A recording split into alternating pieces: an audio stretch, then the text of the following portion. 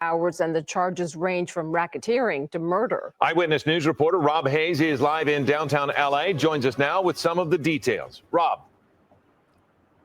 Yeah, it sounds like the Crips have been crimped. The FBI announcing that they made a sweeping bust of the Rolling 60s Crips gang, but are still looking for its longtime leader. Now, here's some Air 7 video from earlier this morning showing some of the alleged gang members being processed in tents at the FBI's Los Angeles office. Search warrants executed at 6 different locations today. Hundreds of agents and officers arresting 10 people. In all, 19 have been indicted. 4 were already in custody, so at least 5 more arrests are expected. But the search is on for the man they say has been heading up the local Crips gang for decades, Eugene Henley Jr. Investigators say he's been painting himself as an entertainment executive who's been giving back to the community with various charities. But they say in reality, he's a violent criminal, the leader of the Crips, with a long list of crimes on his resume. The facts alleged in the complaint paint a very different picture. It is one of a murderer, a thief, a liar, and a cheat, and the criminals that enabled him. For example, Mr. Henley engaged in a murder of a musician signed to his label in 2021 and dumped the victim's body in Las Vegas off of the I-15 freeway. Whoa. Now, here's one more look at Henley. Again, he's on the loose. If you know where he is, you are urged to call the FBI. Now, prosecutors say right now Henley is charged with racketeering conspiracy, which carries a 20-year prison sentence, but that other charges may follow. Reporting live in downtown L.A., Rob Hayes, ABC South. Wow. Say a 2021 murder He never of really an thought artist. much about his credit scores. That's crazy. Until he got Credit Karma and used his credit scores. You know what I'm saying?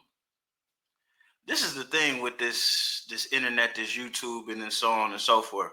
With all of the things that's been talked about on certain channels, mainly No Jumper, they got a case for conspiracy easy.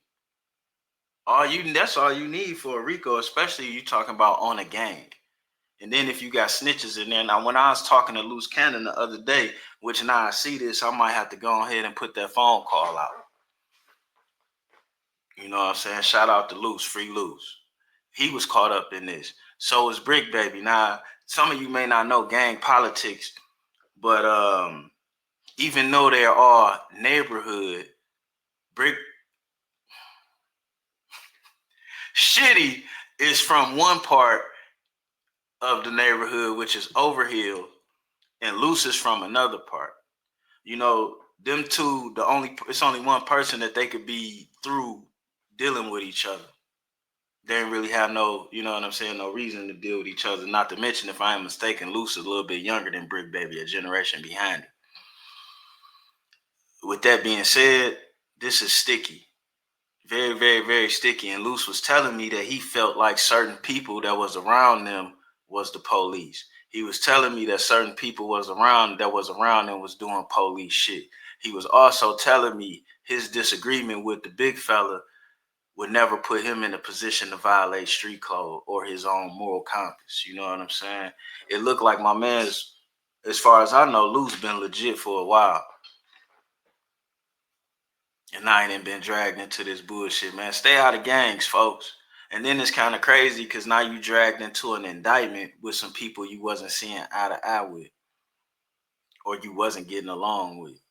And then the whole case can be put together on the internet depending on what they trying to charge him with.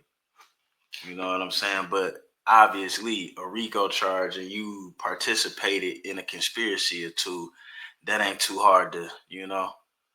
With that being said, man, we out of here, dog. One.